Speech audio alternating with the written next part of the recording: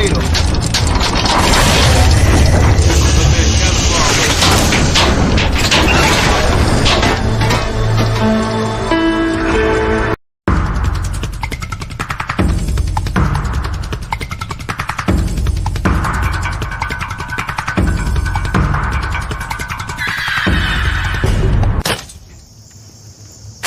I'm tired. I've been on this plantation all my life. I've been enslaved all my life. I'm tired of being pushed and pulled. I'm tired of the master doing his bidding. I want to leave. Oh.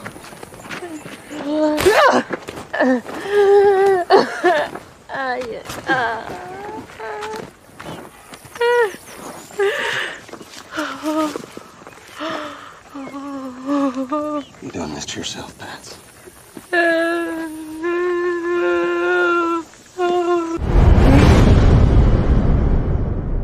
You know why we not afraid? What? He's great and terrible. Terrible is destruction. Y'all think it come back in all peace? You got another thing coming. So we out here fighting for our brother. We ain't marching saying yes we can. No justice, no peace. Go! Fight for your sons and your daughters. I'm not wrapped too tight. Got 400 years on my back. I'm angry dog. I'm black like that. Won't contact with you whites. And all the niggas I stand here with, they share my same sentiment. I'm fucked up tonight. Won't kill my brothers no more. Want all the smoke. Motherfucker popo. This is my battle cry.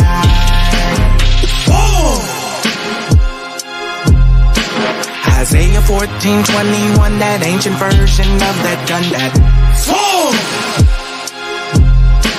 they stole our name, they stole our shit. We real Judites, motherfucker Jewish. We lords, generals, arm your soldiers. We fight tonight like we supposed to. They inherited lies.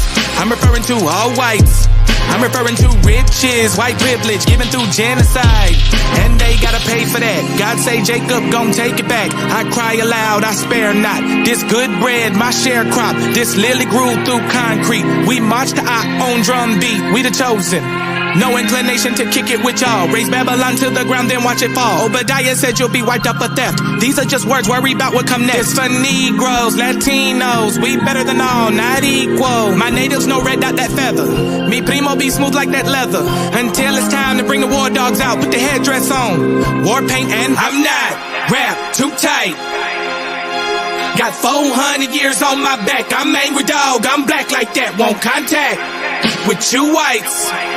And all the niggas I stand here with, they share my same sentiment. I'm fucked up tonight. Won't kill my brothers no more. Want all the smoke, motherfucker popo. This is my battle cry. I got the spirit of grandfathers past. Front porch sitters, Nat Turner dangerous. A real life illustration of angry and that painting. Of Malcolm staring out the window with patience. One hand on the curtain, right hand on the AK spits. 47 rounds, all to bring down Satan. Same way Abel was killed by Cain. This will be an introduction from the fuck shit into the fire. Probably join the list of artists who died before they retired. Most High said I'm hired. Sire will never spit a line aimed at my kind, less meant to uplift. Toughness will be redefined in my rhymes. A squad of men with the spirit of God, with an affinity to point their weapons not at the brethren but at the enemy. Khaki colored kids, baptized in the flames of combat fashioned. In the trap we escaped, our fate was to be great and noble. Moses reincarnate, so be hopeful and know I bring word from A and O to Pharaoh and white folk, let my people go, cause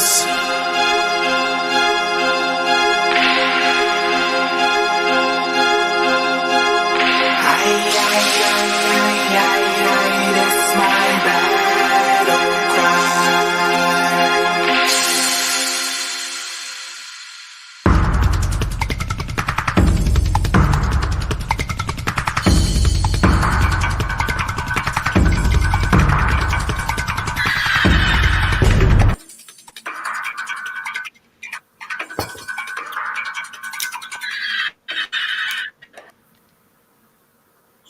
Shalom, shalom, shalom.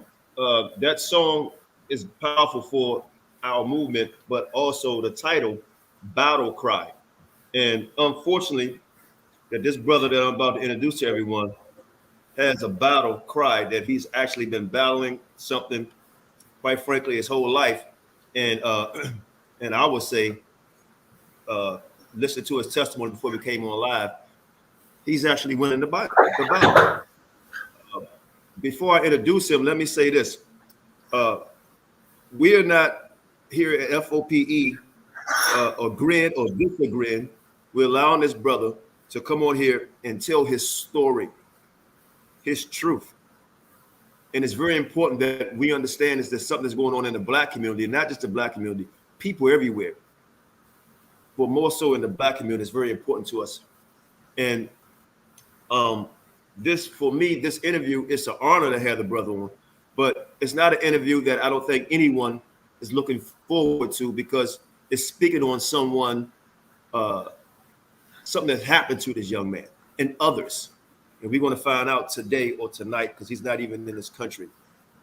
I believe that this topic is not taken seriously in our community. It's brushed over because we don't want to see relatives locked up behind such behavior. And it has to stop. It has to stop. It has to stop, because no one can defend the children. A child is open for everything as a child, learning and unfortunately abuse. And they have to depend on a parent or adults that's around them to protect them. And unfortunately, this brother was not protected, but through the power of the Most High, he saw the young man through it. So what I'm going to do, I'm going to let the brother introduce himself. Then we're going to find out, we're going to ask him about his whole history, everything about him, the heinous acts, and quite frankly, some very, very, very tough questions. He has given me free realm to ask him any and everything. And anybody know me, I will do that respectfully. So, brother, thank you for coming on. This is not a great time, but it's a time that this stuff has to stop. And can you please introduce yourself to the listening audience? Your name. Absolutely. And Absolutely. your background. Mm-hmm. My name in full is Afran Phoenix. Born and raised to be part of the Black Hebrew Israelite community here based in Israel. I'm now 36 years old. I live still in Israel, but kind of set myself apart to just make sure I take care of myself these days.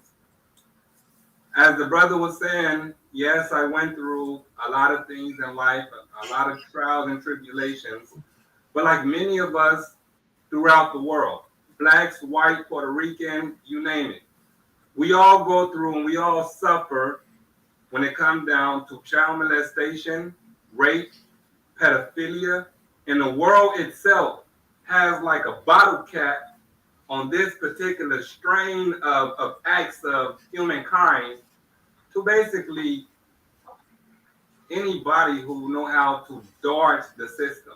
Let me say it like that, okay? And in my situation, due to the fact that I was born and raised inside of a Black community based here in Israel, which is the village of peace, the Hebrew Israelites, at the end of the day, a few things did happen to me throughout my lifetime staying in that particular community, but not just to me. It happened to so many children, adults who are now elderly, who basically still doing their best to find themselves. I say that on behalf of myself. I say that on behalf of the people that I know. I say that on behalf of a nation that's been so silent for the last 50 years that it had to take one particular somebody to open up their mouth. I could say spread the truth, but it's far beyond spreading the truth. To me, it has something to do with bringing a solution to a body of people who choose to want to stay blind. You know, they say the eyes are useless as the mind is blind. We can preach to the world about how to be vegan, how to be nonviolent, how to be circumspect to your body, how to not eat meat, how to be the light of the world, in simple words. But when it comes down to your own body of people, and when it comes down to your own laundry, it's so filthy and so dirty that I'm convinced, beyond a shadow of a doubt, that ever since the Black Hebrews came here to Israel in 1969, so many secrets has been hidden that it has led to the fact that you can call it a big sex pool. You have a community. Let me say this. The community is based on a body of people, okay? And a body of people is based on the fact they all believe in one particular dream, vision. And if you all working toward the same goal, then you have something you are working on. But if you have gangsters, pimps, hoes, drug dealers, people who running from the law in America, who choose to want to make that change and come to Israel and become this particular body of people the way we claim to be. I would say claim because, like I told you, I was born and raised here 50, 60 years. So I know up close when it comes down to anything that has been talked about is definitely true. You might not have the opportunity to put somebody in jail, or you might not have the opportunity to make the change the way you feel that you want to make it. But the first step of healing, to me, what I've learned is to shudder the silence. And for the last 50 years, if it happened to be me that actually broke out and said something about this particular heinous act that happened to many children, then that's what it takes. And I'm happy that I had the opportunity to come and tell my story, because it didn't stop with just a story. It started with something I was talking about, and it ended up with a documentary. It ended up with me, I can't say flying around the world. I could have did that if all my bills was paid. But let me say it like this. Don't want to jump all over too many different conversations, but let me say it like this. Any child who has been sexually violated or just violated in any type of way throughout his life, that child has been set up for many downfalls. Whether if it's to get led to drugs, whether if it's to hit the streets, whether if it's to go to rehab, whether if it's to even find yourself. And I have had that obstacle throughout my life story until this moment. Like, it's a lot of things I go through, and it's a lot of things I will talk about, because I truly believe that I am a thriver, which means I can bring the solution to anybody who's searching for these particular answers. I'm sitting here with my African grays, so sometimes they might just flat off, come back. I have a lot of animals in my house, so if y'all see a cat walk past or a dog walk past, know that I'm just into animals in general. But making a long story short, feel free to ask me anything you want to ask me, because as long as I'm talking, I'm gonna just go any and everywhere. Okay. Well, that's what I'm going to do. I'm going to, and I will ask the listening audience, because we have video that we're going to play also, and I'm shocked. I'm shocked of some of the things I heard in the video, in the movie. And I got to tell you, brothers and sisters, I bought my glasses here, right? Because I don't want to cry again in front of you guys. I actually, when I talked to the brother, I was blown away with the story, and I watched the movie, and it brought tears in my eyes. And it's hard to make me cry, right? I'm tough around the edges. I've seen a lot of stuff, and I actually cried behind this. So I bought this again because I do not want to cry. But if you're afraid to hear difficult questions, then don't watch this, because I'm going to ask some difficult questions. Before you say what you're about to say, I have something I would like to tell everybody who's watching, okay? I have premiered and showed this movie at least about 70 to 80 times here in Israel. One time in Chicago, no, in New York, and one time in Germany. What am I saying is, every time I come to the podium and I come to the body of people after the movie, the first thing I say is, feel free to ask me anything you want to ask me. And any person who didn't watch the movie but know someone who went through these type of things, feel free to ask any and everything, because the deeper or the much stronger the question is, the more powerful the learning will be for me and also you. So I want that channel to just be open. Flood me with any type of question you have. You watch the movie, so feel free to go for it. No doubt. So let's start. Okay, we're gonna lead up to the day you were born and to the day. All right. So I don't know how much time you had, but we'll start there. Go for it. So all right. So your family, was it your mother and father? When did they leave to come to Israel? Okay. My mom, if I'm not mistaken, I can't tell you exactly what year did she get here. It could be 1973. To just put a number to it, I think it's 1973. I'm sure my mom gonna look at me and say, you don't know when I got here? Look, around that time.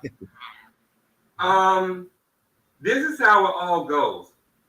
We came out of America, and it started with the fact that Ben-Ami is the head leader, okay, of this body of people. It started with him having a dream. He decided to bring a certain amount of people together who kind of, you can say, had power in America, whether it's someone who's part of a bank industry, whether it's someone from there. You brought people who can help you bring something together, okay? We came through America and we came through Liberia. Once we got to here in 1969, it wasn't like this body of people came into Israel open arms, okay? The first thing they told Ben-Ami when he came here was, we were allowing you to come here.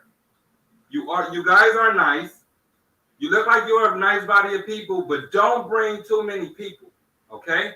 Now, the head leader got to the point that even in 1970, 1971, what he did was, because he was working on his own plans, he started bringing people in, and they started staying here.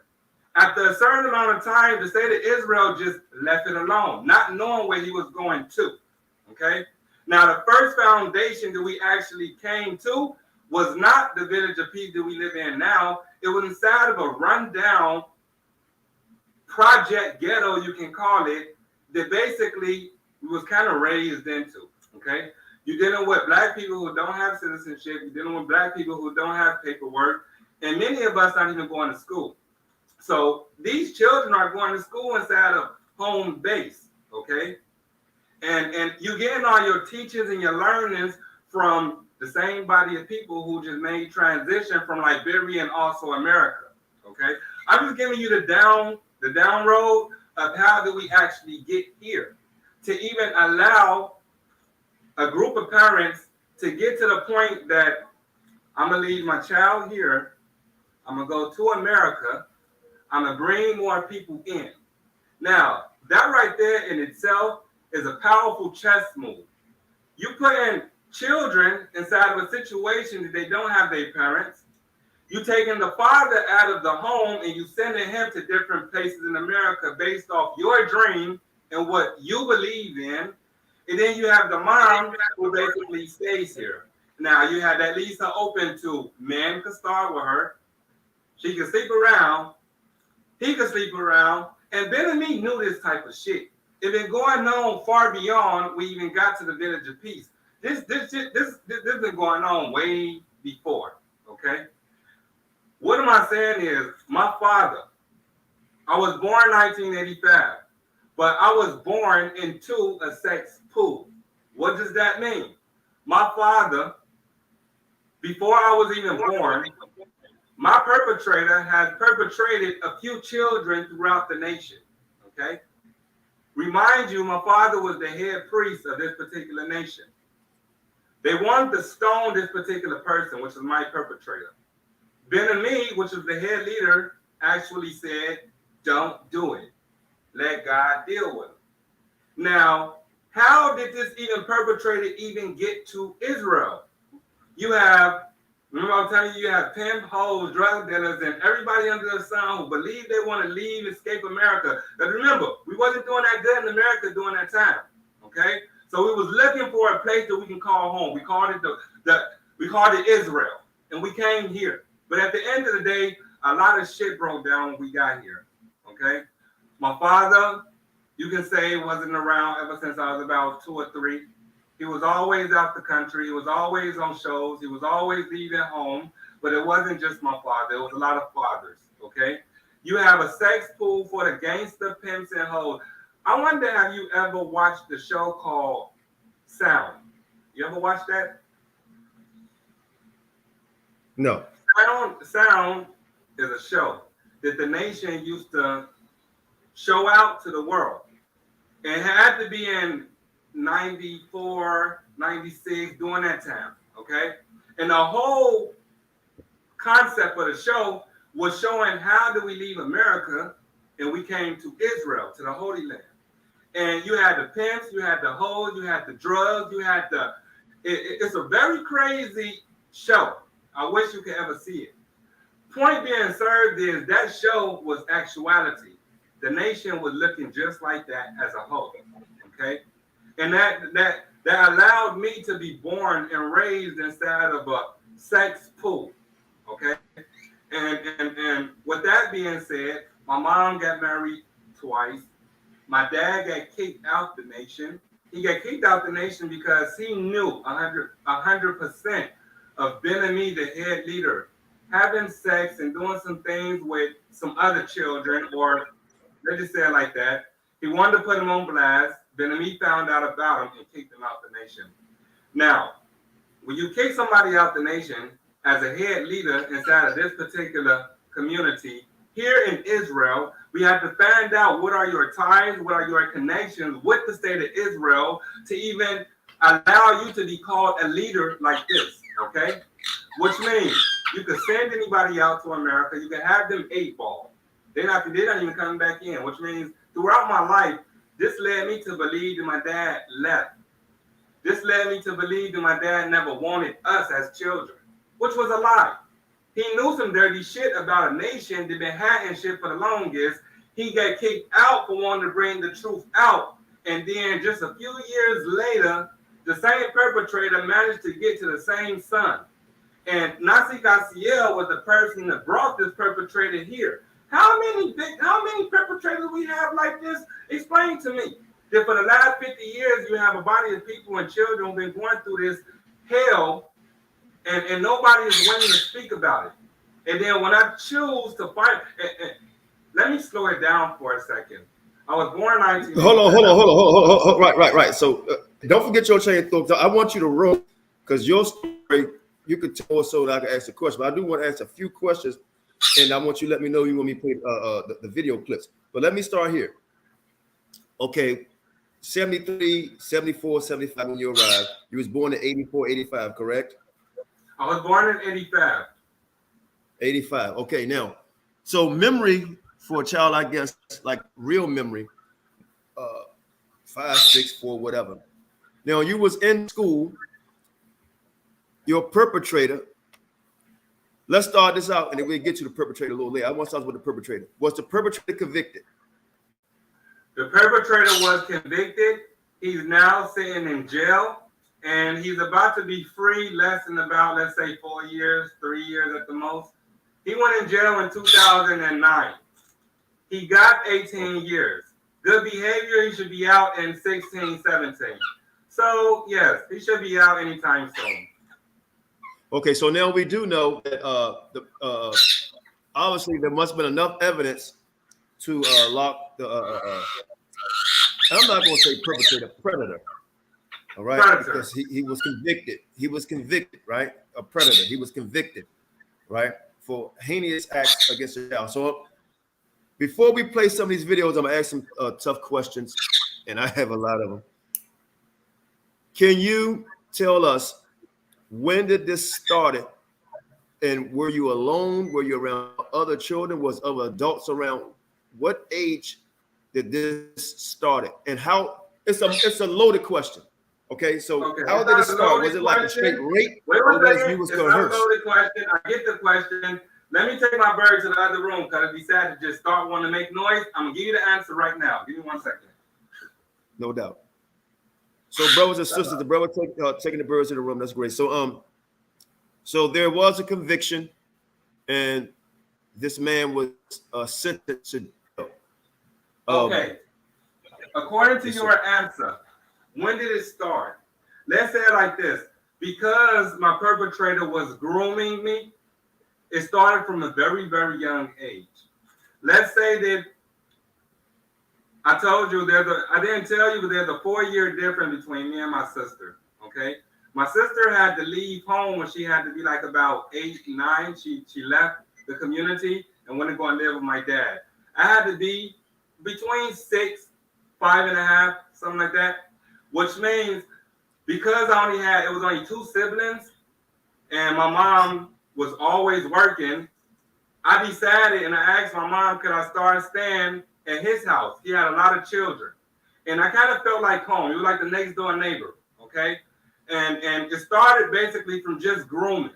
Grooming can be like, if there's a lot of people in the kitchen, and I'm in the kitchen also, the refrigerator could be open. I could be looking in the refrigerator, or I could be at the sink, and he brushed past me with the palm of his hand on the back of my butt, which means, number one, there's a lot of people in the kitchen. Number two, you too small to even understand what the hell was going on, but that sense of touch is always around you, all right? So that's how you groom, okay? And then it went through something totally different. I remind you, he had 9 children. I came to stay at your house. I thought I had a family here. My sister left home. My mom got married to someone else, a stepdad. I don't want to be here. He's too violent. So I went to their house. I had to be 6.5, around that type of age. But it started with the grooming in the kitchen. It started with also, okay, you have 9 children. He's a cook. He likes to cook. He will make biscuits. He will make jelly. He will make good food and then make sure that I eat it. Nobody else can eat it besides me. So I'm at the table, I'm eating, I'm feeling kind of special. That's all part of grooming. That's how perpetrators get close to children, okay? At a certain point, it progresses over that. You can be sitting at a shishi is like a Friday, Saturday type of meal with the family. And this time you had to be like about 7.5. It progresses because you live with the family, you eat for free. Your mom doesn't pay him because it's kind of considered family. She don't know what's going on. You don't know what's going on. You don't know how to explain it. And she comes over to cook inside the house so she can show that help and support because my son is here. No, you don't have to help. This is like family. He's my son. So my mom don't know what's going on. I have a certain connection with him behind doors. And it leads to the dinner table, which means going into like the Shabbat. We all Hebrew, so we know that word. Going into the Shabbat on the Yom Shishi, you could be eating a dinner table and his wife made the food, all his children around the table, and this dude got his leg under the table on my private part, all right? Or he reaching across the table, touching. Now, this puts you in a state of mind that, number one, he's too arrogant to do it in front of amongst the people, okay? You as a child, you see a lot of people around you, but you're not comprehending what's going on under the table. This is a few months going past, so you're used to that brush on the butt. You're used to that mistakenly touching. Now it progresses to, okay, from the shishi dinner, and he touching your stuff, and it's still broad daylight going into the Shabbat. Now we respect the Shabbat, okay? We respect the Shabbat. There is no lights on the Shabbat, which means now I have an opportunity to be inside of your bedroom with all of the children where the lights is off, and because it's supposed to be some type of story time, what you do during a week, how was your week? This guy got his hands right inside of my trousers. They call boxers, however you want to call them. But at the end of the day, he just massaging, and you have children around talking, the lights is off. the mom is sitting in the living room with her close friend, which is a female. Nobody understood their relationship, if there was lesbian or not.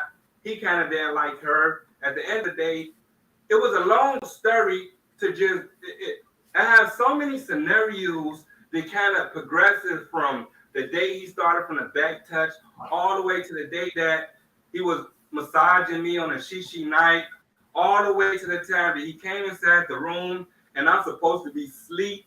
It's kind of like the middle of the night. It's kind of like 6 o'clock in the evening. The mom of the whole family is so miscombobulated. She don't understand what's going on to the point that she take her children to the park. I'm not part of their brothers and sisters, okay? Remind you. We had a friction between us. I told you, he's showing me love in ways he don't show his children. So the jealousy is with the children and me. It looked like I'm the person who's not supposed to be here. It looked like I'm the white person because I'm kind of light-skinned. So it's kind of like I'm the white person who's not supposed to be with this family. What? There's so much hate coming towards me from the children, from the mom, from the. I don't even know how to understand it. And like, let me slow you down a little bit. Let me slow you down a little bit, just a little bit, because we're following you. Trust me, we're following you. I've done a show on pedophilia and grooming and all that stuff a few times. So, from the kitchen, being around other people and grooming to make you feel like this is normal, right? All the way to the part that he comes inside the room and start sucking your dick. He pull his pants. He ain't got to pull his pants down. He get. Wait a minute. Hold on. Wait. Okay. So let's we're going to get there. We're going to get there. Trust me. So now, an opportunity presented itself where he had you alone. And how old were you when he had you alone? He had me alone so many different times of the day and night. You could say by the time of 8 already, it's a time you could say that basically it's alone. Even at 7.5, 8, type of going into 8.5, it's kind of like that alone time because it progresses from the back of the hand to the table to the shishi night and to the point that he actually walk inside the bedroom of the boys' room. And like I said, it's like a puzzle here because I'm telling you so many different parts of it. Remind you, she took her children to the playground and left me home during a week, which means that hate and friction between two children, she want to take her family and go have fun. She don't need all of this problem with the other person. So I'm kind of stuck here in the middle of the week. So if it's 6 o'clock, 7 o'clock, and I'm feeling bored, and I'm like 8.5, 9, I choose to go to sleep, he gonna walk inside the room and suck my dick, period, because no one is in the house, regardless. You feel me? So okay, hold on. Wait. So now he came in the room. So he came in touching your private first, like you said, sucking on your private. That's how it started. Did he say anything? Were you asleep? I mean, bring us to, and I don't want to, brother, hold on. Because I want everybody to understand how this stuff takes place. Go ahead. That's why I said it. I'm gonna take it step by step and I'm gonna bring it to reality. We talking about 1.5 years to almost 2 years of grooming. Okay. Throughout that 2 years, you have everything I just said. At the end of that 2 years, you have the point that now the connection is to the point that he can come inside the room. He can walk inside the room and pull his pants, not even pull his pants down. This is why I'm mistaken. He did not pull his pants down. He got on his knees, okay? If this is a bunk bed, I'm sleeping on the bottom bunk. It had to be like 6:45, 7:45 in the evening. She took her children out. This is after the shishis and the under the table grooming. This is after this. We're looking at the age of 8.5, 9 now. This person is actually walking inside the room. Nobody is in the house. The children is out with their mom. But at the end of the day, he gonna get on his knees. And yes, you asked me how was I at this point. I'm so used to the person and this whole 2 years of transformation and this relationship you can say we had. Unwillingly, it was a child and an adult. But at the end of the day, this relationship that he groomed me into led to the part that he can actually walk inside the room and I'm not even playing sleep. I don't know. I can't say if I'm afraid to open up my eyes. I can't say I'm asleep. One thing I could tell you is I'm a ice box.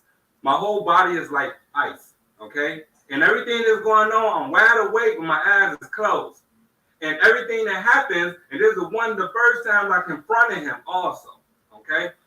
This is the time that he actually walked inside the room, looked outside the window, came to the bed, got on his knees, pulled down my pants, and started sucking my dick like this. It had to be for like about 45 seconds at the most. He got up, pulled my pantaloons back on, my trousers back on, pulled them up, and walked out the room. When he walked out the room, this is the part you seen inside the movie. I had, after 16 years, of opportunity inside this movie to walk inside that same house and go through that story again. And that was the first time I was inside that house after 17 years. Just so happened I was inside that house. But remind you, everything I said inside that movie, when I said I got up, I had to be like 10 now, okay? 9.5, 10. We didn't jump stages. I actually got up, and I put on some pants, and I walked out, and I said, look, I just had a crazy dream. He said, yeah? What was the crazy dream? I said, somebody was just sucking my dick. And I looked right at him. He looked outside the window at the bright lights of the city, going on like 8-something at night, and said, you know what? That's a crazy dream. That was one time I ever actually approached him and said something. I was too small to even continue that conversation. I don't know what the hell came out of my mouth at the end of the day. But things have progressed with him so much. It became an full-on course that I actually had to go and get the Blue movies and watch with him because his wife was never at home. His wife got to the point. Let me stop you. Let me stop you for a second. Now, these are people. Now, y'all will still have the Shabbat and holy days and all this type of stuff, correct? You have Shabbat. You have holy days. You have holy congregation. You say the prayer every Shabbat. This is me going to Shabbat Seder in the village, knowing that I'm about to go through this at home sometime. This is me going to school, getting bullied, because I'm kind of like the smartest person up in the whole class or school. So I'm getting bullied from school, getting through this at home, and not knowing exactly how to bring it all into my head. Because, like I said, you're still a child. You don't know what the hell you're going through. I only woke up at the age of like 28, 29. So it was like a very deep situation for me because it wasn't just that. It led to different full-on. It was a lot to my whole life story. Okay, here go the tough question before we start playing videos and more questions. Here go the tough question. Well, not a tough question. It's for the listening audience may not understand this. When did it? Okay, why didn't you, as a child, not blaming you as a child, ever run to any adult or another child to ask them or say anything? Because we know that children sometimes don't know if this is wrong or fear. Why? Because an asshole was asked you these questions, and I'm just being an asshole right now. Why didn't you go to someone and tell them? You're not an asshole. A child go through so much in life, but by the time you wake up and understand what's right and what's wrong, you don't know what's right or wrong. Okay, and this person who's so close to you has groomed you so well, you can't believe beyond a shadow of a doubt that this person so close to you is doing you this particular wrong thing. Because at the beginning and also at the end, you still don't know that it's wrong. You a child going through shit. That's why. Okay. Now, and where I come from, children are to be seen and not heard. Okay, that's also a very, very powerful point that I need to bring out. Children are to be. We're gonna get to that because I want to know what we're gonna get to the lifestyle and the behavior of the community that you grew up in, right? And I'm not saying everybody in that community is bad because I have a few brothers from Israel come visit me. So this is not for me attack on anybody in that community. This is this brother's story. This is okay, about a community. Here we go, brother. How old and when or did he ever penetrate you? Yes, he have. How old I had to be? I had to be like around 12 during this time. It had to be like going on between 11 and a half, 12. This right here was the time it didn't happen inside the house. It was on the time that we basically went out to some stranded park out in nature. And this right here was during that time. Yes, he did full on penetrate me. Yes. Okay, sorry to hear that, my brother. And that's not a hard question. Like I said, the first, I don't know if I said it, but I'm saying it now again, if I didn't say it, but the first step of healing is to shudder the silence. And how do you shudder the silence? It's only if you have someone who's willing to actually talk. I am that person. I don't have no fear about my life story. I was a child. I finally understand that. I'm willing to accept that. And with that being said, adult versus a child, adult gonna always win. At least in the platform I was born and raised into. Right. Well, I'm glad the Most High gave you the strength, man, to endure and continue to endure. So now that he has penetrated you, were there ever any conversations between you and him? Was anybody else ever brought in? Because you said something about a sex thing, right? A sex plantation, whatever. Was any other children brought into this that you know of by the same person? Was any type of orgies, anything going on? It was never an orgy. It was never no other children. It was always me and him. And it had to be basic. Yeah, it was always just only me and him. I told you, he started my grooming when I was a child. So by the time he was just me and him, it was kind of like a relationship, you can say, not knowing what the fuck it was. I'm only using that word fuck because I'm kind of pissed off now. But let me lower it down a little bit.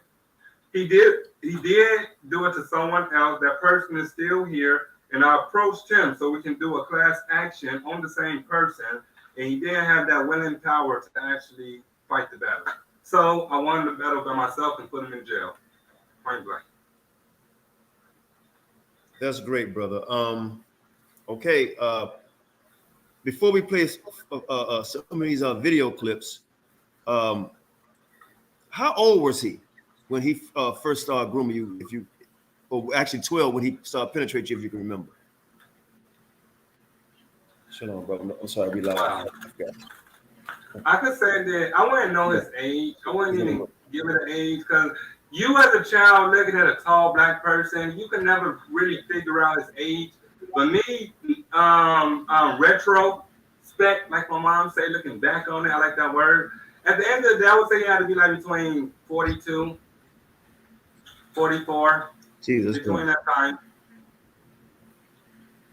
Okay. How did this become news to the community?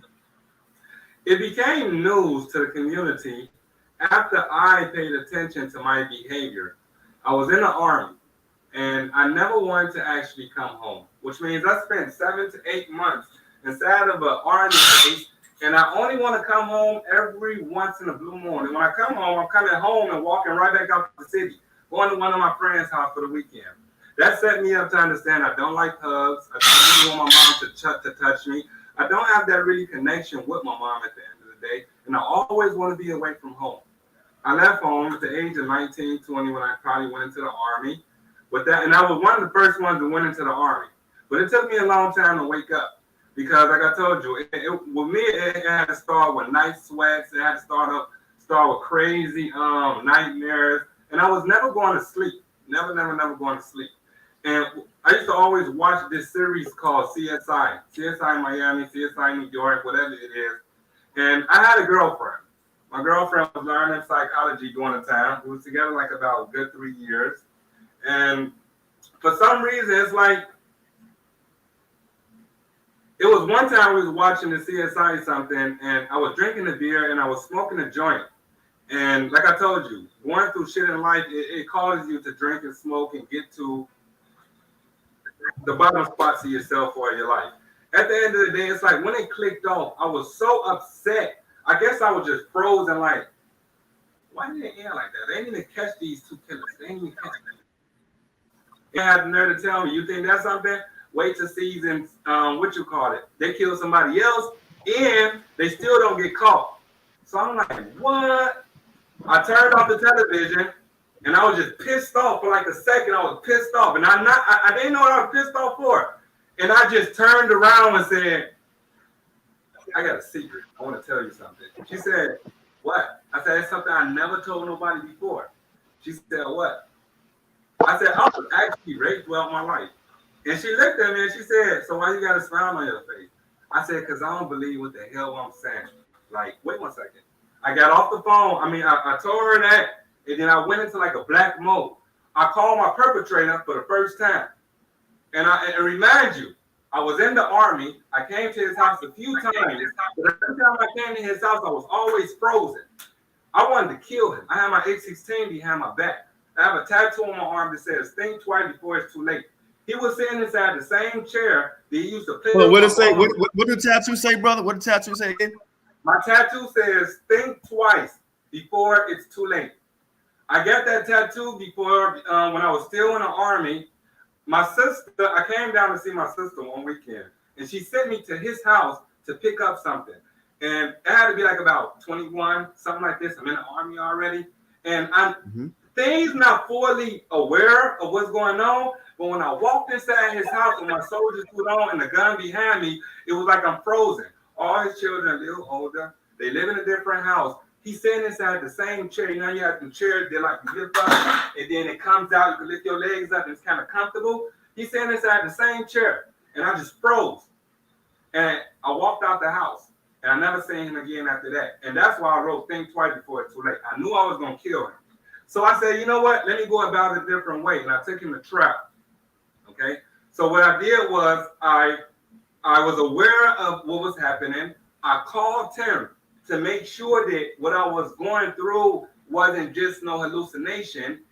After about 4 conversations, he clarified everything. It was more like an FBI type of thing. I had the whole recording. And then I took that recording to my nation. Remember, 50 years this is going on, children and adults going on with that. And for some reason, the sex pool so silent, but y'all happen to touch the wrong person. I'm old enough now to bring this battle to y'all. And I brought them to recording. And I'm going to say names, okay? Because this is who was in the room. It was Nasi Gabriel Gadol, who's the Prince of Love. He lives in Dimona today, okay? You have Nasi Keskiyahu. He passed away. And he was a good person. I'm not here to say nothing stupid about that person. And when it comes down to the last person was Qanath. He's still alive. He's a head priest. Now, remind you, you got three men of God sitting inside the same room talking to a victim that have a recording telling them that this has been going on for the longest. The perpetrator that it happened to from this same perpetrator, y'all, what's going on? How do we deal with the problem? How do we deal with it here without me going out and taking it to the system?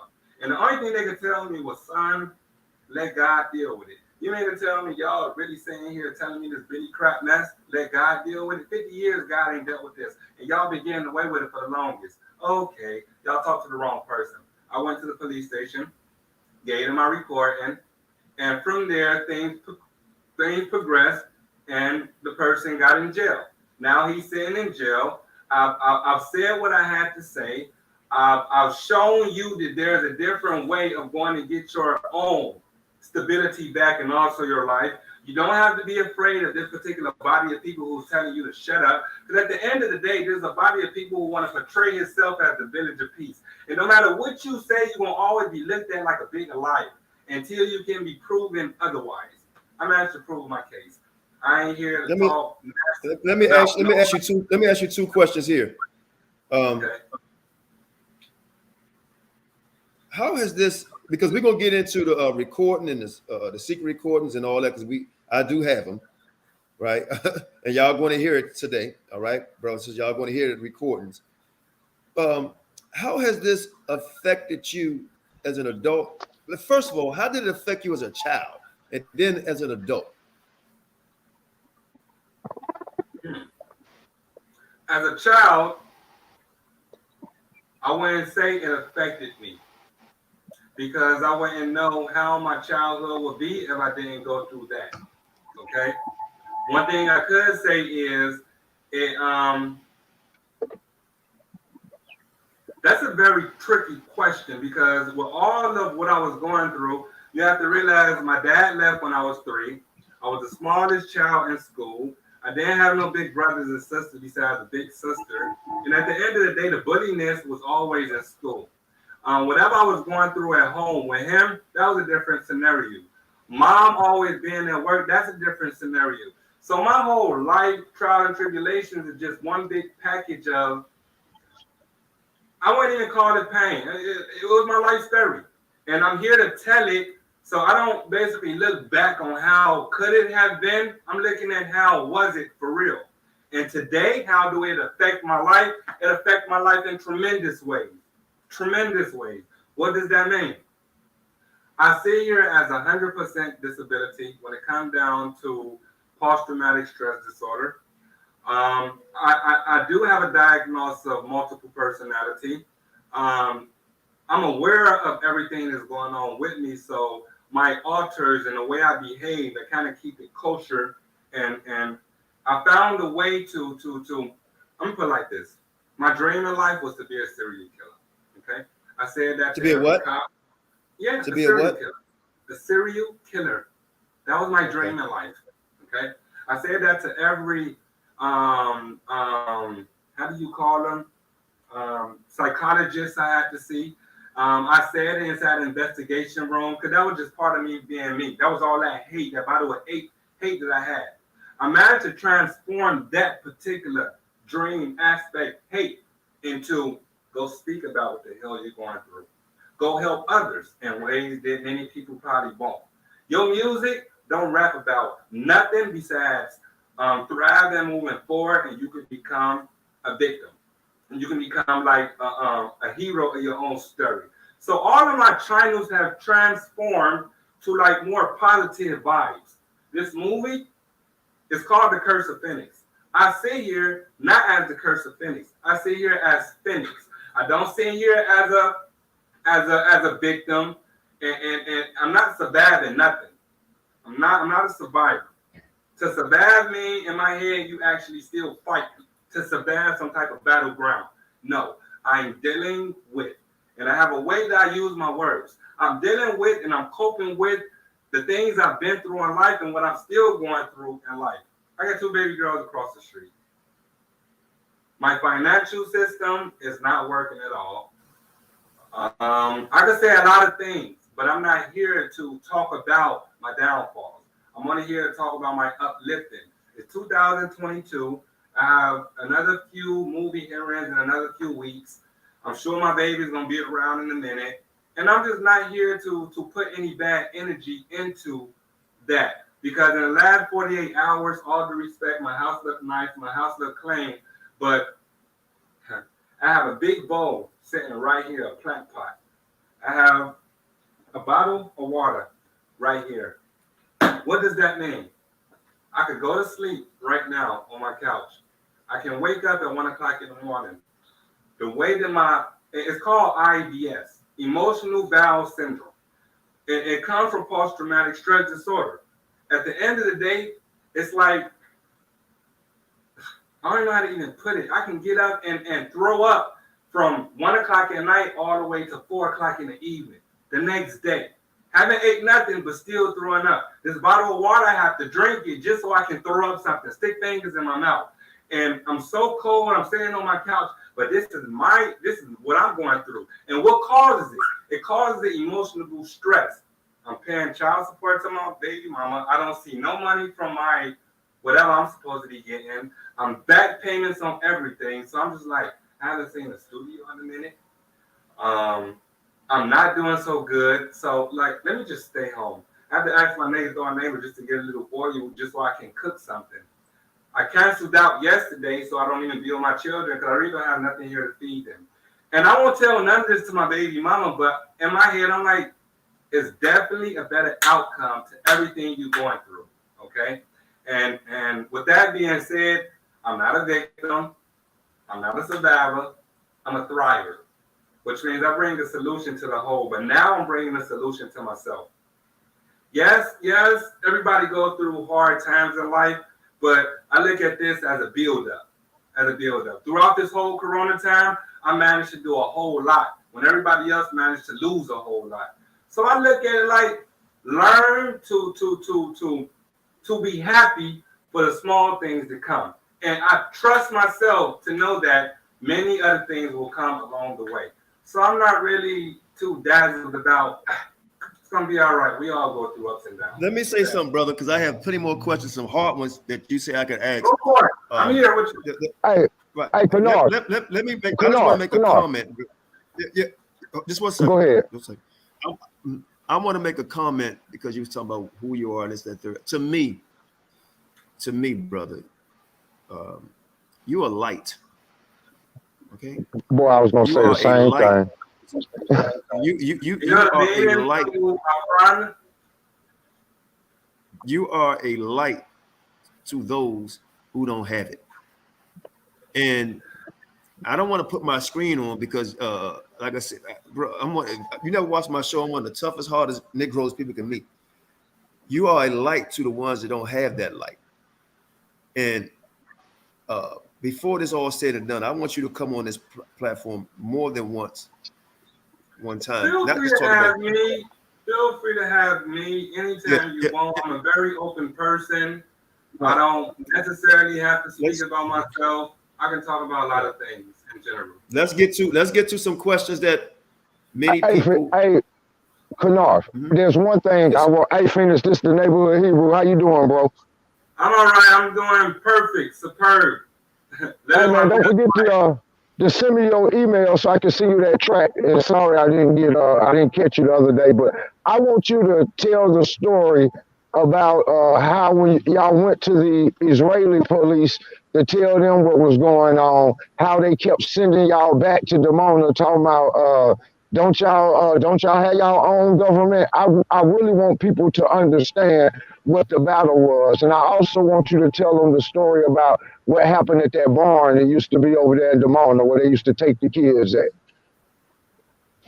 Before we get there, hold on. I don't want to we're going to get to that. Trust me. I just got some questions lined up and I want to stay. Okay. I'm leading up. I'm going to definitely get to your what you were talking about. Okay, thank you. For sure. Because we already talked. So I want to get to these things that we already talked about. So it's something that you mentioned to me, and I'm gonna say it because a lot of times through these heinous acts, people turn out another way. Okay. Men on men and women on women, you turn out to be what people would call, I guess they would say gay. And we see you have children. You said 12. When did this action? So when did it stop? Because you went into the military. When did it stop? You know, that particular answer, nobody never actually managed to get that out of me. Even inside the courtroom, I don't think they really actually asked me that question. But I'm going to give it to you here. It had to stop between 16 and a half, 17. Okay. Now, remind you, it started from 6 and a half, 7, which means that connection was so embezzled into my brain. I'm gonna leave it right there.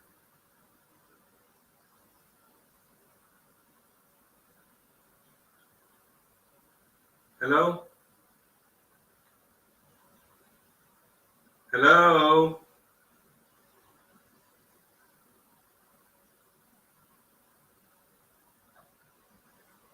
Hello?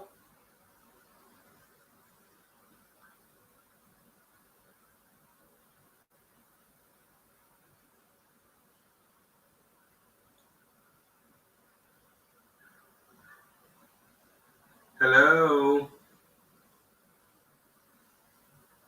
Can you hear me?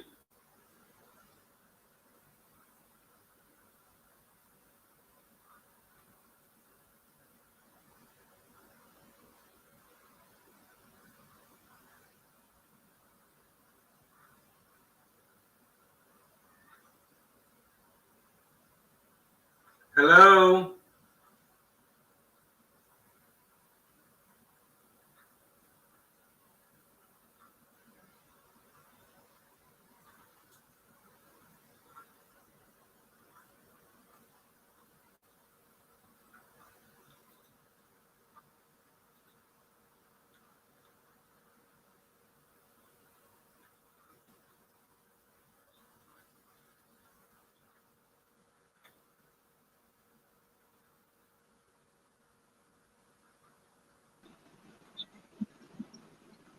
You can hear me? Just hold on a second. His internet dropped. All right. Okay. Can you hear me? Yeah, I can hear you. I can hear you. I can hear you. Yeah, just hold on a few. The elder, something happened to his internet. All right, take your time. Take your time. Hold on. Well, okay, I'm back. Satan don't want this shit to come out. Satan don't want it to come out, but it ain't no stopping us now. So it's all good. So it stopped like around 16 and a half, 17. all right, sorry about that. My apologies. Some people ask, did you find this enjoyable? That's a very interesting question. No. You don't know what's good and what's bad to know what's enjoyable. Like I said, to groom someone from a small child all the way until a certain age, like I said, it's not even enjoyable. Who enjoys getting a penis stuck inside their butt when they're a guy? I don't know no one. There's penetration that's against nature, okay? So if someone groomed you from a small age to do a certain type of act, you can't say you enjoyed it. You don't know what the hell you enjoyed. You don't know how to even call it enjoying. You see where I'm coming from with it? You don't know what it is. Great answer. Great answer. Let me say like this. You don't know what it is until you're about 28, 29. You are awakened from a trauma so embedded into your brain. Your own emotions, your own body, your own self had to break loose while it was happening. Which means, let me say it like this. I'm gonna put it like this in the best way that can be answered. They say to go through, let me say it like this. A child who go through sex crimes before or around the age of 5, he has the opportunity of developing a split personality disorder, which means when that trauma was going on, your body left the whole thing that was going on, okay? And my situation that happened around that time frame. So imagine a human body on top of a small boy. Whatever was going on during that time, I had to escape it, not knowing what the hell was going on. You see where I'm coming from? Right. You don't even know how to answer. You don't even know what is it until you're old enough to comprehend what is sex. The reason why I asked that question is because you have idiots out here. Well, he didn't say nothing. He must enjoy it, blah, blah. And I'm asking these type of questions to let the people know how this type of thing affected your life. You know, I'm trying to get my internet back up so I can play the videos that you gave me. Man, I hope I can get this video. I really want everybody to hear these videos that you gave me. It's really disturbing. It's really disturbing. So can you answer the question that the brother that's what I'm about to get into now. I'm about to get into that right there. You asked me to speak about the whole situation of not even just me. I'm gonna take me out of the frame here for a second. The village and the security is so closed in, and to the point that if one of us from the Hebrews did something against the law of the world, then most likely the state police or this particular city police have to come all the way to the body of people, which is the Hebrews, talk to our security, and then we have to go and get the guy out the house and pass him over. Okay, what does that mean? Y'all let a democratic state be inside of a democratic state, which is basically you can do what the hell you want inside of Israel. All right, y'all let this head leader come here, do what the hell he wanted, and even the cops or even the law can't even really enforce the law because of what's going on here inside this particular village. This sets you up for any child who goes out and says something inside of the police station or any social services, anything. It's like you have your own body of people. Go talk to them. And even inside the movie, that's also mentioned because you asked me about it, but that particular statement is mentioned. it's mentioned from another victim who actually went. Let me shut up. What you want to say? Hello? Hello? I'm here. Sorry about that. I'm here. What I wanted to say is that I forgot where I was at for a second though. But what I wanted to tell you is that I kind of got stopped in my flow, what I was saying.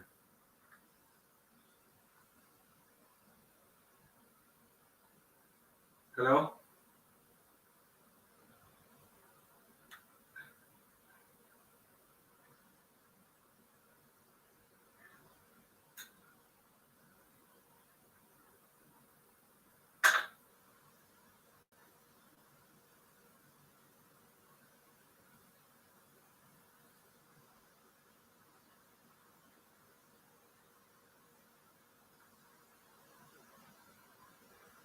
Hello?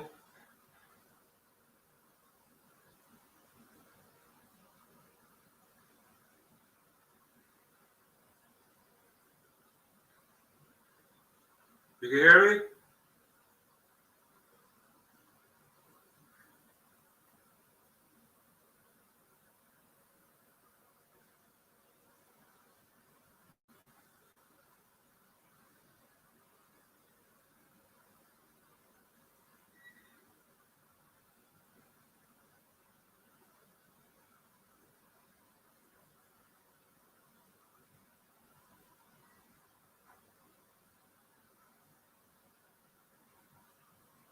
Hello?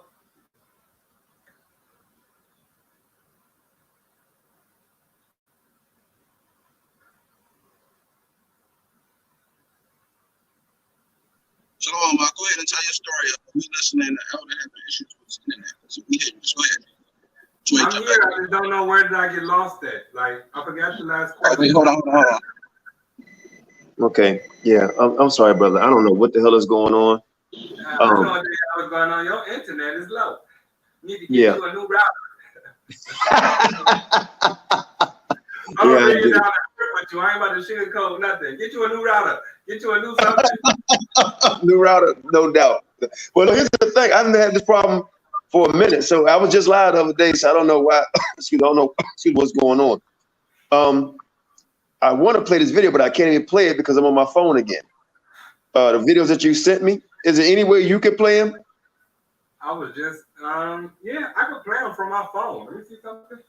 If I manage to, and then you might not even actually be able to see it like that, but let's see how I manage to get this off. I think I can pull it off for you. Because I really want people to see it. It's in English. It's in English, so it's like you managed to, what you call it? It's so many on here. I'm gonna see how one play. I'm gonna see how one play, and then we can go from there. Okay. Hold on, Sham, make him big screen. This is big screen. This is my big screen. I'll ask my brother make you look like wide on the. Go ahead. We listening.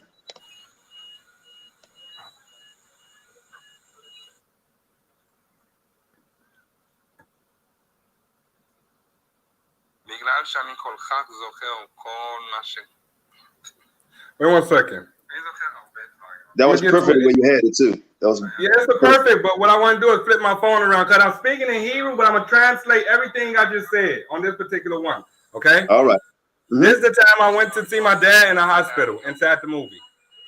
I promise you to finish it.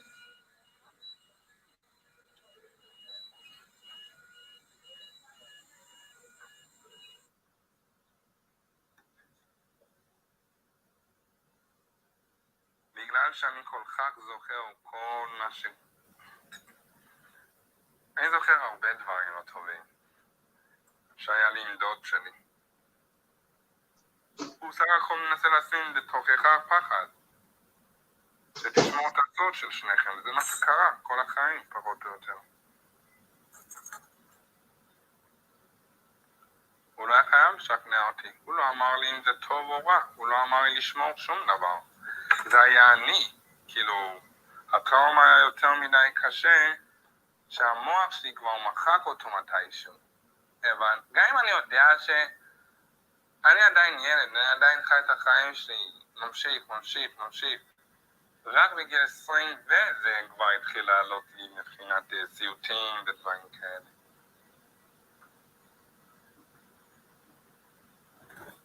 ורק אז אפשר להגיש נפל לי האסימון. אותו לילה, כמה דקות אחרי זה, היה לי את האומץ להתקשר אליו. וכאשר התקשרתי אליו, לא שאלתי אותו אם זה קרה. שאלתי אותו למה דווקא אני. ואני אגיד לך את האמת. You know, you used to walk around the house, היית מסתובב בתוך הבית עם הפיג'מה שלך בחיץ. והוא אמר לי, you used to hit me up, היית מחרמן אותי. Do you know how stupid you sound? I'm still a kid.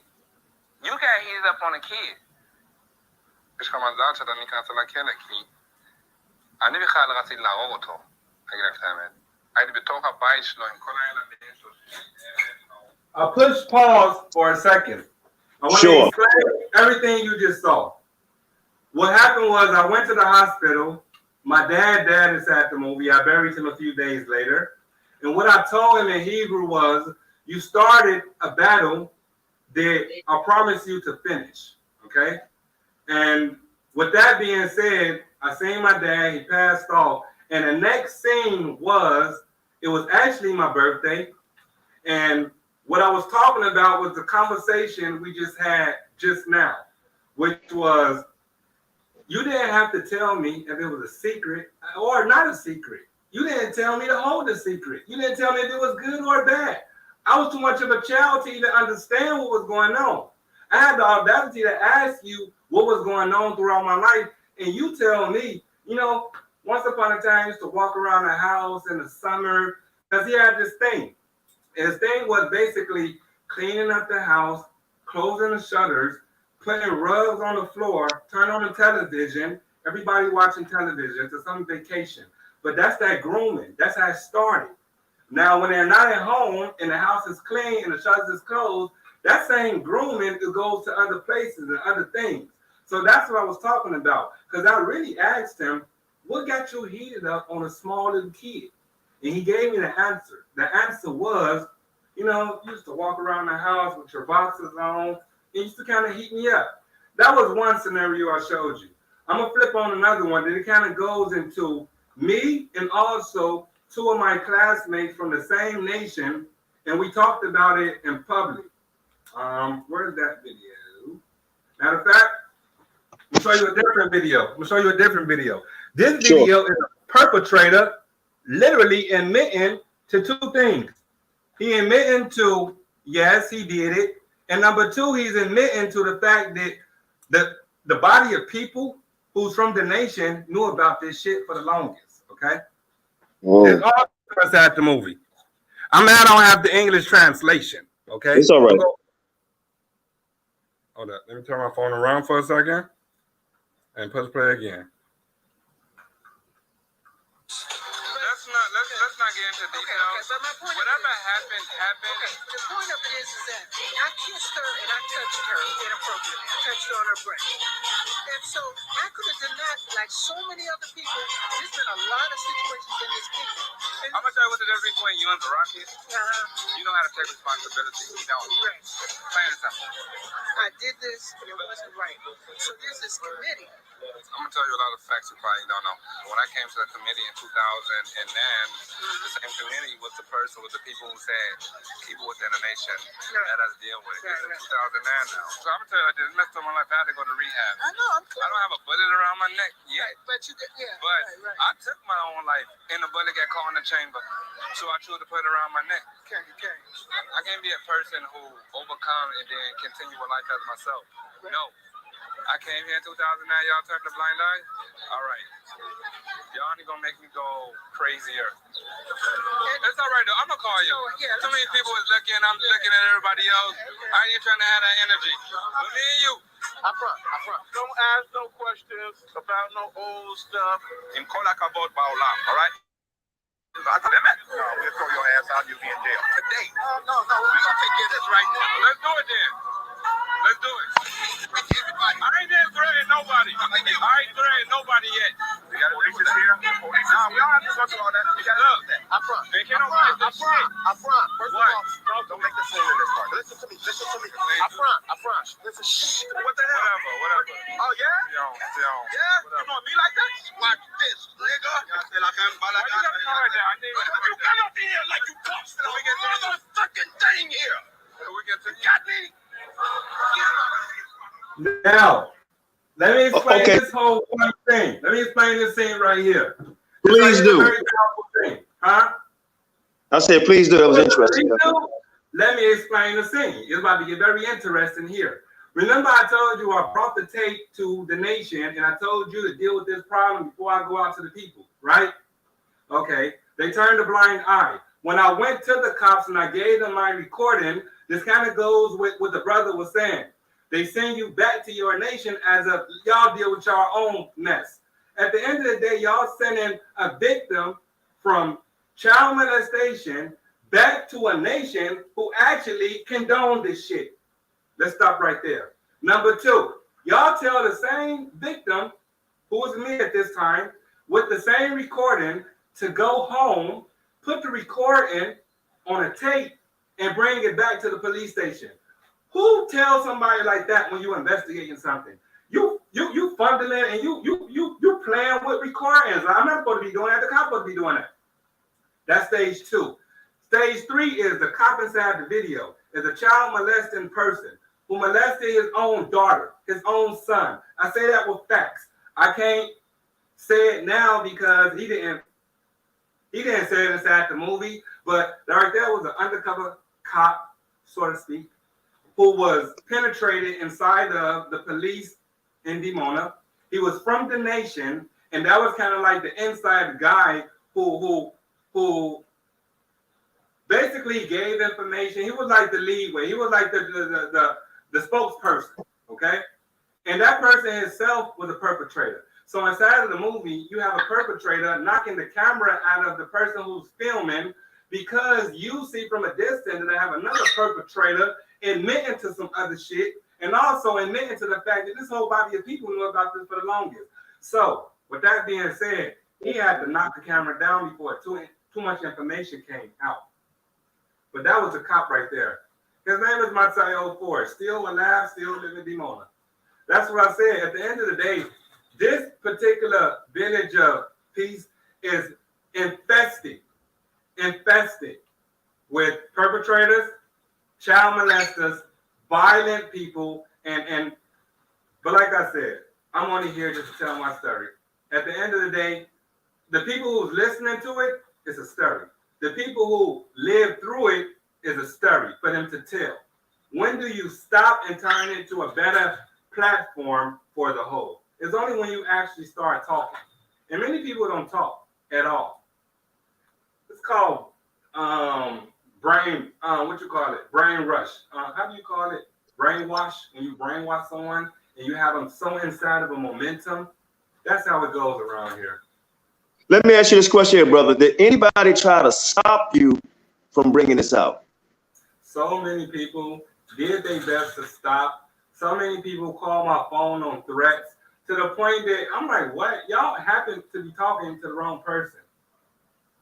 I have a body of people who is behind me. It's called Yes Doko. This Yes Doko channel is filming this movie. This documentary is coming out regardless. I came to you guys in 2009 and asked you to let's deal with the problem. Y'all played me dumb, completely dumb. So y'all don't have no right to tell me, or where am I about to take it, and how do I get my perpetrator in jail? You don't have that right. Just so happened I happened to admit him to me, so I don't need him to tell it to y'all. Just so happened I have my story enough public media on it that I can tell it, and I don't have to ask you guys. So I see what you guys do when anytime someone comes your way. You like to lie about a lot of stuff. You like to hide everything and keep the vintage as what you want to keep it portrayed as, and it's not necessarily like that. So I can care. So let's lead up to this, my brother. Okay, obviously, eventually the authorities came in. Okay, can you give us the year they came in and how did that transpire? How did the authorities eventually get involved when we go to trial? Let me say it like this. The authority never got involved. I went to the authority one time. I asked them. I told them what I was telling them. They played a blind eye, and I was full on gear about bump what y'all said, bump what y'all heard. I can't be talked to right now. I'm going to get my justification. That's number one. And the movie only came in 2014. My trial started in 2009. I won my case, and then I had to go and smoke drugs and weed and put myself into a rehab center to come out to even get offered the movie in 2014. You see what I'm saying? I had to hit the streets. I had to lose my fiance. I was about to get married. A lot of things happened during that time. I checked myself into rehab, came out, and then the movie was offered. But from 2009 all the way to 2014, I won my case because I had that willing power to go and beat my case. I was not letting nobody tell me what happened and how not to go and get my justification. There's going to be one person that's going to jail in 50 years that y'all going to understand that Phoenix, me personally, I ain't a bullshitter. And you ain't about to just penetrate me and think you about to get away with it. It took a long time for me to wake up. And I got an arrogant, fighting, battle, king, whatever you want to call it, type of spirit. Y'all just happen to mess with the wrong person. And like I said, if my dad wanted to put y'all on blast some time ago, and then it happened to me, y'all only bound to get on blast in ways y'all never thought y'all would have to get on blast. Stop fighting. Come here, gorgeous. Come here. Let me ask you this too. Okay, I mean, how did he end up going to jail? But I don't want to forget this question here, so go ahead and ask you also. Because a lot of people will say, well, why are you still in Israel? Why haven't you left and came to the Americas? Can you explain that? That's the second part, but how did he eventually go to jail? He went to jail because I went to the police station. I told them what I told them. They didn't believe it. They told me to go home and bring the disc back to them recorded on a disc. I did exactly. I followed the instructions. They went to go and get him from home. When they went to go and get him, they handcuffed him to the chair and to his hands. They called me. We had a conversation over the, not even over the phone, face to face. He's locked to the chair, and I'm sitting there right in front of him. The investigator sitting there, he said, all right, listen, this person said thus and thus and thus. What you got to say? And everything he said, he had to look me right in the eye. And the only thing about this is that I came to the cops with full recording. I came to the cops with, even though y'all arrested him last night, and he said in the back room, he said it's not him, watch this. He said he didn't call my phone, give me 5 minutes. I went to the phone shop, got the records of all the phone for the whole weekend, brought it back to the cops. Now y'all ain't got the recording, y'all got the goddamn number. He called me this many times. And as we was recording, and he's sitting there locked up, the guys sat there and told him, I don't even understand English. And it sounds like you. So I don't know what else to tell you. And that same recording got translated from the cop inside the movie who was a pedophile, which means my case almost got lost because he wasn't really translating the conversation for what it was supposed to be. You see what I mean? You're trying to have this information from where it's supposed to be going. You're the only person to speak English inside the police station. They used you to record, to like translate this conversation. And you left out so many important things so that you can keep the nation under some type of secret eye. No, it didn't work, bro. I got you locked up. And not only did I get you locked up, a Facebook channel was opened up. So many people that came out and started sharing their stories. Many other people have been locked up, not just my perpetrator. So I know that I have led myself. I ain't leading nobody nowhere. I led myself to do the right thing that was right for myself at that point in time. And that's the way I see it at the end of the day. Like, you can brother, either get in. My name is Afron Phoenix. Afron means a precious stone unto God, or one who's precious unto God. So how do I take that? I'm going to break you if you get in my way, or I'm going to shine you with all the brightness of goodness that I have inside my heart that you ain't going to be able to stop me regardless. So it's like a little diamond, bumper diamond. Yeah. Let me know how you. All right. How can let me ask you a question. One, again, why is there any reason why you stand in Israel now and the other people who were molested? Is there any reason why they're staying there? And can you come to America, or do you want to? I'm gonna say it like this. The only reason why I'm here in Israel is because of the fact that I owe at least about between $15,000 to $10,000 to different people. If it's not the state of Israel, if it's not this, if it's not that, I owe this amount of money to different people. Once I pay that, I can go outside the country. That's the only thing that's stopping me. I have about a good, like I said, a good 10 to 15,000 shekels, dollars worth of bills. I need to pay that off, and then I can come to America. Will I come to America? Look, I was born and raised here in Israel. All I know is Israel. Me knowing about America and what they told me and what I've seen on television, it doesn't stop me from wanting to come. And I'm sure that if I came, I wouldn't know what to do, how to get around. I don't have credit. I'm kind of like a baby in America. So people have a tendency of staying where they're comfortable or staying where they know things work for them. Here in Israel, I'm not saying that things working out for me, but I'm telling you what is working out. I lost my dad when I was around 3, and he came back when I was around 29, probably even 30 something. I buried him. Didn't see him none of them years. Today I live across the street from 2 of my baby girls. I will not be my dad. If I have an opportunity to come to the States, most likely I'm gonna come for a premiere. I'm gonna come and probably work on an album because I'm into music. I don't even have money to even get my own shit off the ground. So I'm kind of still stuck. Let me do this real quick, brother. Do this real quick. Can you say your cash? Do you have a cash app? I don't even know how. I don't even have a cash app. Like, I don't have a cash app. It's things. It's just I don't have it. Don't have it. Do me a favor. Do me a favor. When we get up, do me a favor. Listen up. Do me a favor. When we get off this program, I want you to get yourself a cash app, and you're gonna come back on another day when you're free, and we could talk about that a little bit more. This case, but also your endeavors with your movies, your music career. But I want your cash app so I can put it in there for people who want to donate to you. Also, man, this is tough. Also, I commend you. Over here at F.O.P.E, man, we don't necessarily agree or disagree. This is this brother's story. I don't know if anybody can go against it. You know, he has not came on here to try to slander anyone in any shape, form, or fashion, right? And I asked him not to because it's all about what the person who actually done something to him, and he agreed to that. It's not even about asking me not to. It's more about your mental state of growing and progressing and becoming a better you. You learn how to let go things. It's not important. And to sit here and talk about the nation on a bad note, nah, I'm not here for that. But I can talk about what they were aware of when it comes down to my story.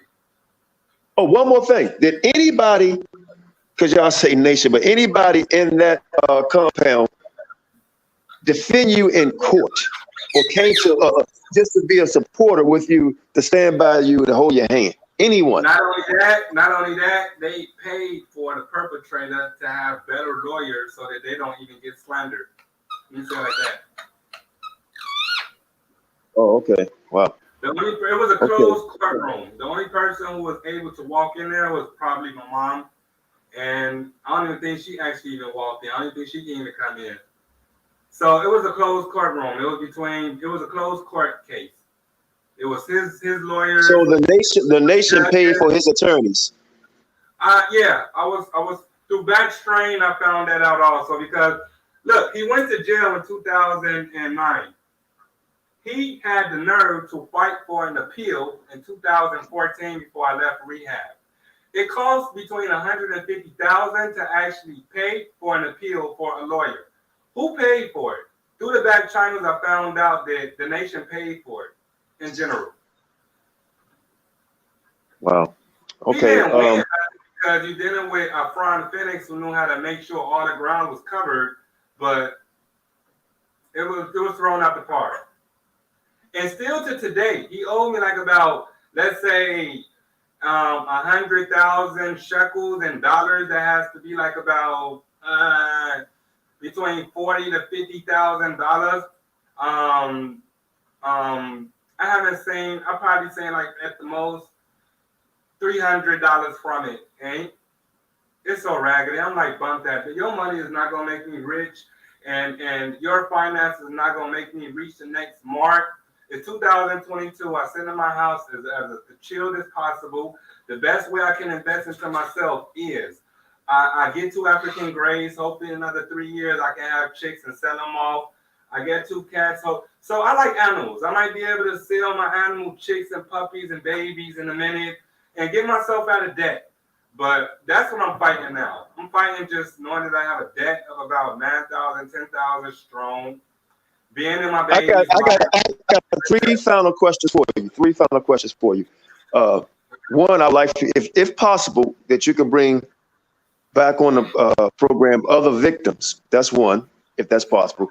Two, how can we all see this movie, right?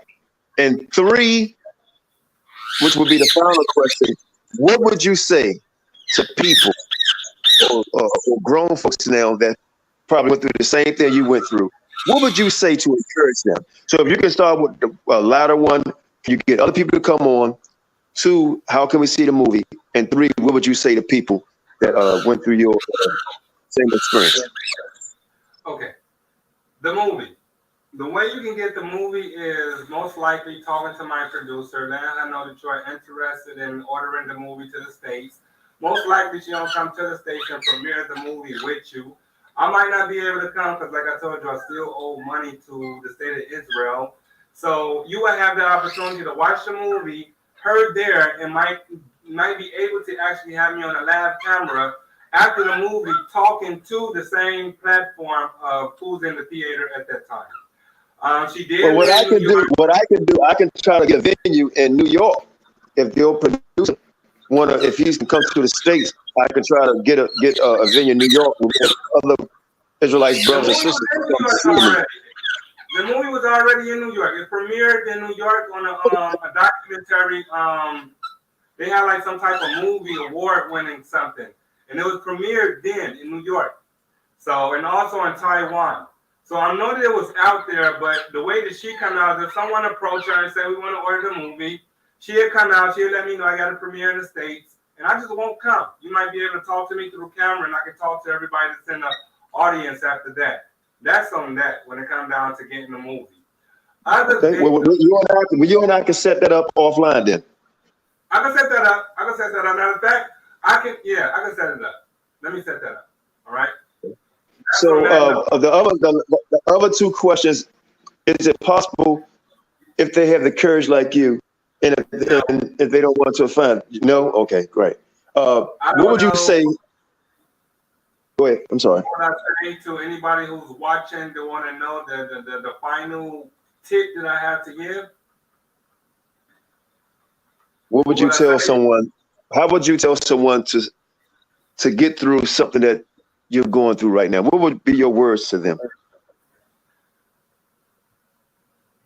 That the first step of healing is to shudder the silence. And don't be afraid to go down that rabbit hole. People who are listening, family members, don't be afraid to go down that rabbit hole with them. You will learn a lot of what you missed out on.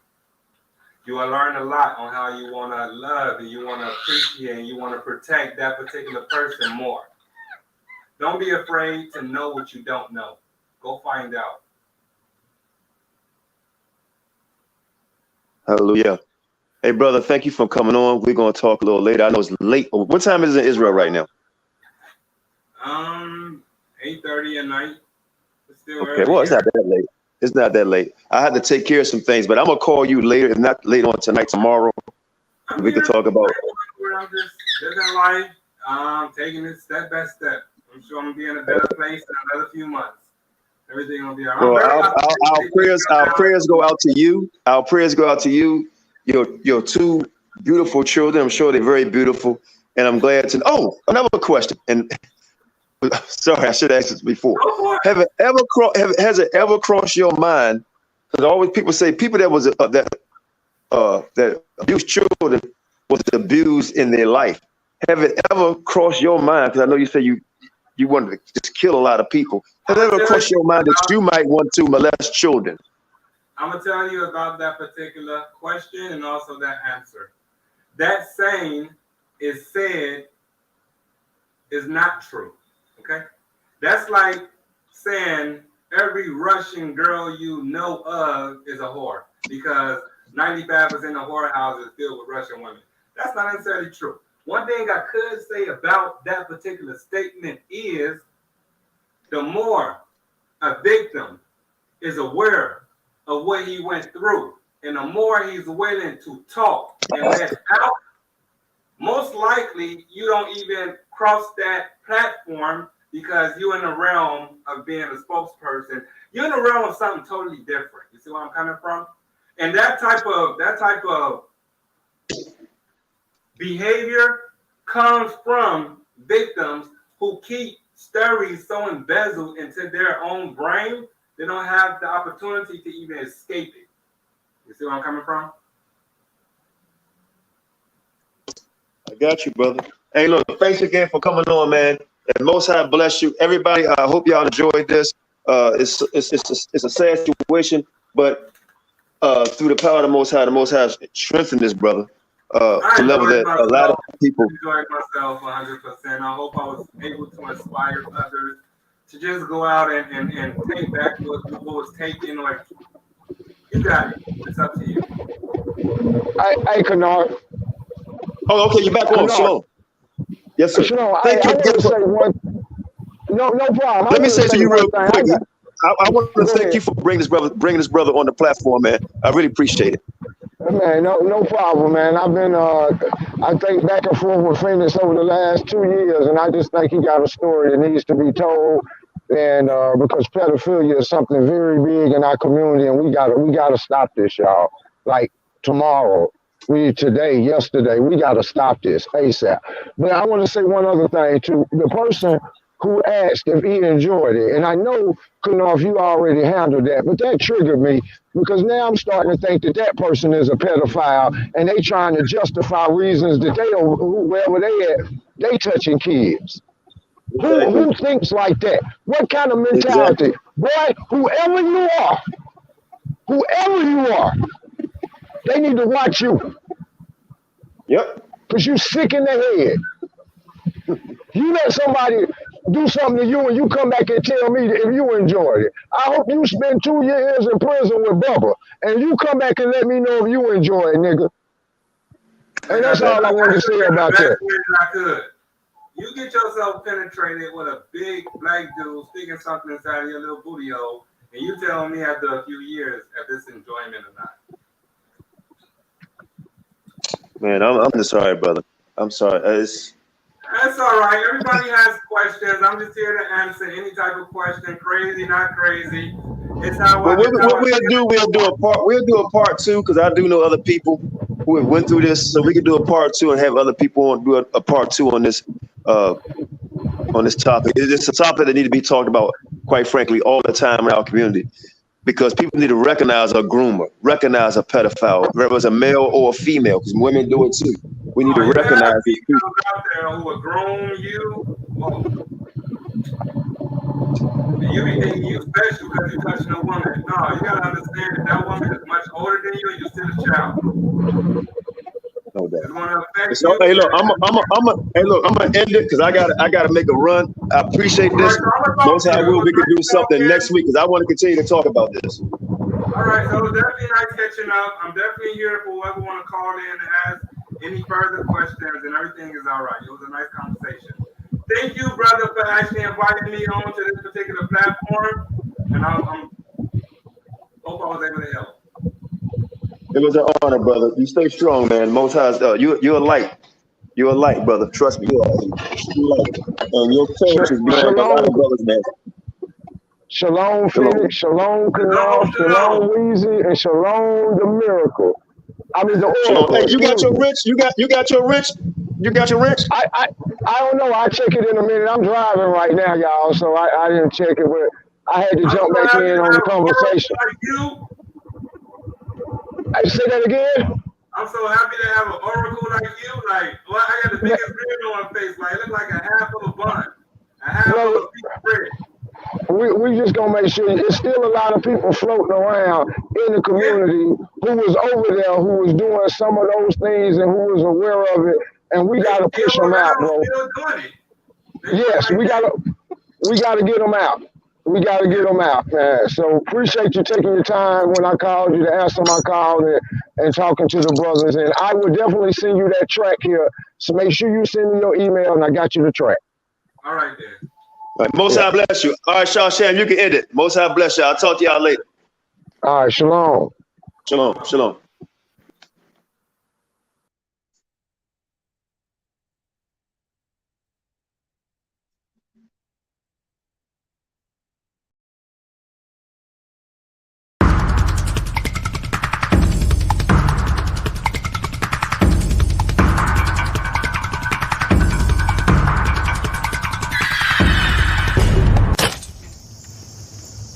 I'm tired. I've been on this plantation all my life. I've been enslaved all my life. I'm tired of being pushed and pulled. I'm tired of the master doing his bidding. I want to leave.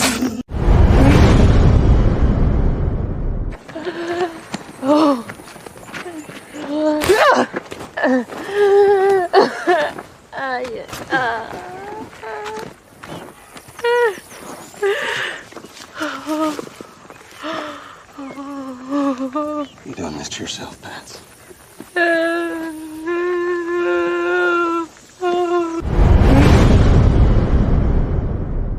know why we're not afraid? What? He's great in turban. Turban's destruction. Y'all think it come back in all peace? You got another thing coming. So we out here fighting for our brother. We ain't marching saying, yes, we can. No justice, no peace. Yo! Fight for your sons and your daughters. I'm not wrapped too tight.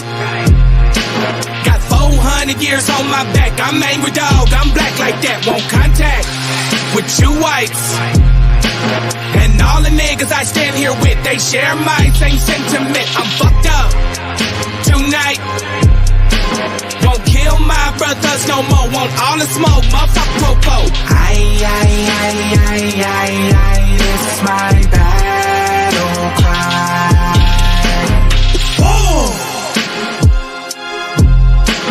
Isaiah 14:21, that ancient version of that gun that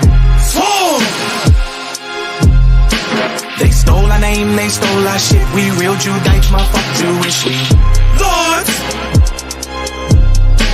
generals, arm your soldiers. We fight tonight like we supposed to. They inherited lies. I'm referring to all whites.